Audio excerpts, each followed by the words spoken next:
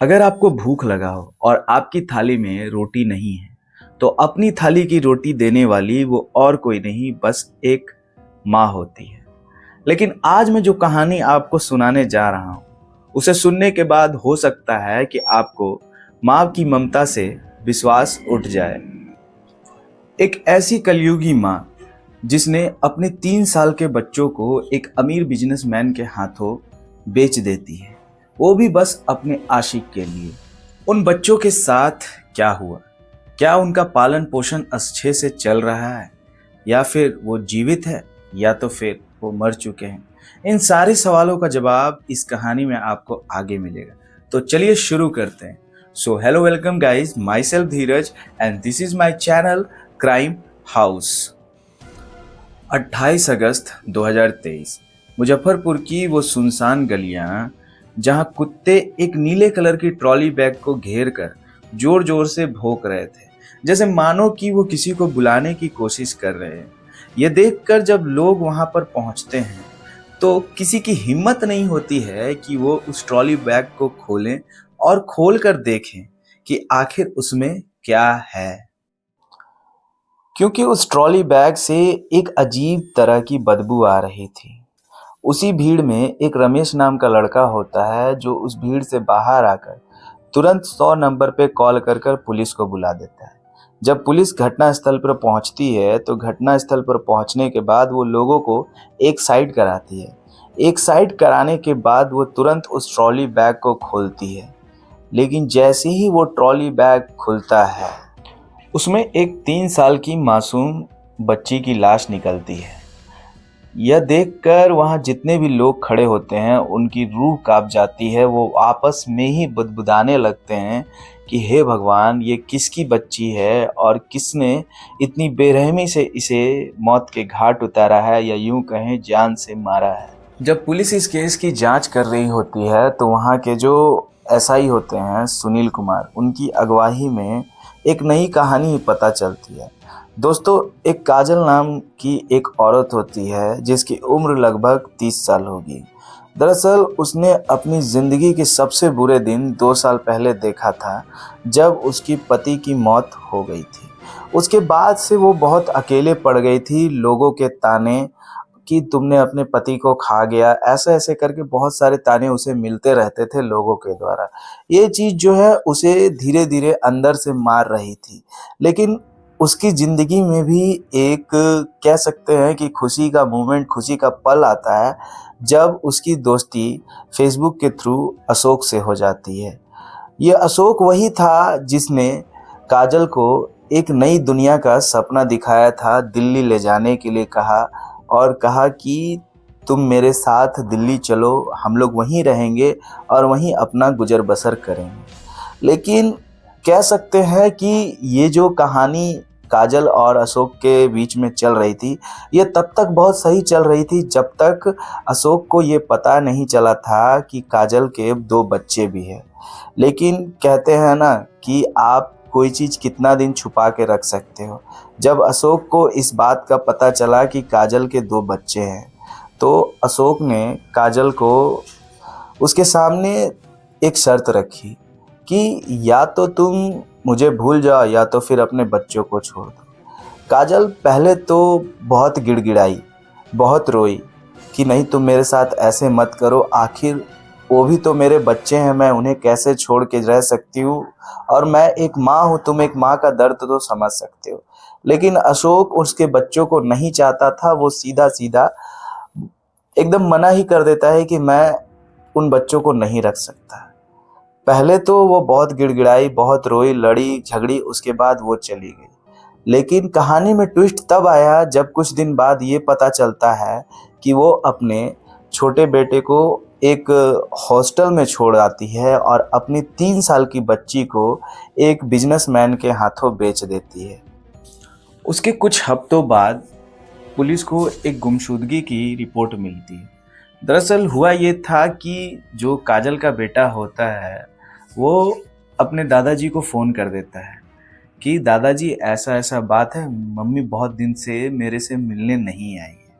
तो उसके जो दादाजी होते हैं वो भी थोड़ा टेंशन में आ जाते हैं कि आखिर बात क्या है, आखिर मेरी बहू कहाँ है। वो इस टेंशन में आकर वो तुरंत पुलिस को कॉल कर देते हैं और पुलिस काजल का तलाश करने लगती है।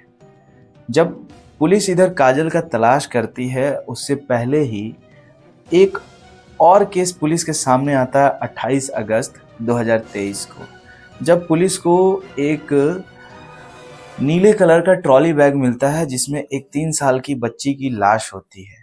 वो लाश मिलते ही पूरे इलाके में एक सनसनी मच जाती है। वहाँ जो लोग होते हैं वो डर के मारे अपने बच्चों को घर से निकलने नहीं देते हैं। यहाँ पुलिस के ऊपर एक अलग लेवल का प्रेशर बनता जा रहा था कि वो इस केस को जल्द से जल्द सॉल्व करें, लेकिन पुलिस के हाथ कुछ नहीं लगा। जब पुलिस ने इस केस को अच्छे से छानबीन किए तो उन्हें लगा कि अब हमें 2 टीम बनाना चाहिए, क्योंकि ये केस फंसता ही जा रहा है, बिना 2 टीम के ये केस सॉल्व नहीं होगा। तो वो जो सुनील कुमार होते हैं और वहाँ के जो आला अधिकारी होते हैं, वो एक 2 टीम का गठन करते हैं। एक टीम काजल के बारे में पता लगाती है और एक टीम उस लाश के बारे में पता लगाती है कि ये लाश किसकी है। जब पुलिस उस लाश का पोस्टमार्टम करती है और पोस्टमार्टम करने के बाद जो फॉरेंसिक रिपोर्ट आती है, उसे देखने के बाद सब कोई चौंक जाते हैं। वो लाश और किसी की नहीं, बस वो काजल की बेटी की थी, जिसने जिसने उसने काजल ने उसे जिस बिजनेसमैन के पास बेचा था, उसी बेटी की ये लाश होती है। सभी कोई चौंक जाते हैं। पुलिस को ये तो पता चल गया था कि ये काजल की बेटी है, लेकिन पुलिस वालों के पास अभी भी एक सवाल गूंज रहा था और पुलिस वालों को जल्द से जल्द इस सवाल का पता लगाना था कि आखिर इस बच्ची को किसने मारा होगा और क्यों मारा। दोस्तों, जो पुलिस वालों की पहली टीम होती है वो काजल को ढूंढ निकालती है, दिल्ली से उसके आशिक के साथ। यहाँ काजल चूड़ी और सिंदूर में सजी हुई होती है, जैसे मानो कि एक नई नवेली दुल्हन। उसे कुछ पता ही नहीं था कि आखिर हुआ क्या है। जब पुलिस उसके पास जाती है और उससे बताती है कि क्या तुम्हें पता है तुम्हारी बेटी की लाश मिली है, ये सुनने के बाद काजल अचानक गिर पड़ती है। पुलिस वहाँ जो पुलिसकर्मी होते हैं वो उसे उठाते हैं, बैठाते हैं, उसके मुंह पे पानी मारते हैं और फिर उसे होश में लाया जाता है और होश में लाने के बाद उससे सवाल जवाब किया जाता है। यहाँ पे काजल का चेहरा पूरी तरह से सफ़ेद पड़ चुका था। उसे पता ही नहीं चल रहा था कि आखिर उसके साथ ये हो क्या रहा है और ये हो क्या गया है। पुलिस ने बताया कि जिस बिजनेसमैन को तुमने अपनी बेटी को बेचा था, उस बिजनेसमैन का काम जब तुम्हारी बेटी से निकल गया तो उस बिजनेसमैन ने तुम्हारी बेटी को बेरहमी से मारा, फिर उसे एक सूटकेस में भरकर एक नाले के पास फेंक आता है। खैर, उस बिजनेसमैन को तो हम पकड़ेंगे ही। लेकिन ये सुनने के बाद काजल जो है ना, फूट फूट कर रोने लगती है। वो ये सोच के इतनी मायूस और इतनी हताश हो जाती है कि वो अपने आप को कोसने लगती है कि मैंने अपनी बेटी को भले ही अपने हाथ से नहीं मारा, लेकिन उसकी जान गई है तो सिर्फ मेरे चलते। दोस्तों, काजल ने जो किया वो किसी भी माँ के लिए करना आसान काम नहीं है।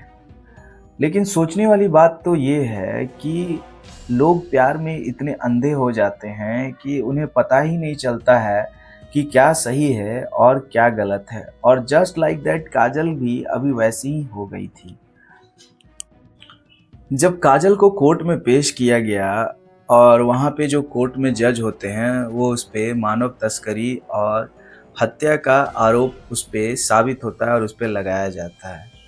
जो उस कोर्ट के जज होते हैं वो काजल से पूछते हैं कि क्या तुम्हें लगता है कि क्या तुमने कोई पाप किया है या तुम्हारी कोई गलती है। तो जो काजल ने कहा वो सुनने वाला था। काजल ने कहा कि भले ही मैंने अपनी बेटी को अपनी हाथ से नहीं मारा, लेकिन मेरी जान, मेरी प्यारी सी बच्ची की जान जो गई है वो मेरे चलते गई है, मेरे अपने स्वार्थ के चलते गई है। जो वहाँ के जज होते हैं वो इस बात से बहुत प्रभावित होते हैं, या यूँ कहें खुश होते हैं कि चलो दोषी जो है उसे ये तो एहसास है कि हाँ मैंने गलती की है। तो वहाँ के जो जज होते हैं काजल को आजीवन कारावास की सज़ा सुनाते हैं उसे मृत्युदंड तो नहीं दिया जाता है, लेकिन उसे आजीवन कारावास की सजा सुनाई जाती है। लेकिन इस कारावास में भी काजल जो है, काजल के मन में एक अजीब सी जलन और एक अजीब सी दुखद एहसास था उसके साथ। एक ऐसा कि जिसे आप शब्दों में बयान नहीं कर सकते, कि काजल को ऐसा लग रहा था कि मैंने सब कुछ पाके भी सब कुछ खो दिया है। दोस्तों, काजल ने एक और बात कही थी जो सुनने वाली है। काजल ने कहा था कि अगर मैंने अपने बच्चों की ज़िंदगी को ठीक करने या सही करने की कोशिश की रहती, तो आज कुछ और ही मामला होता और शायद मेरे बच्चे आज जीवित होते।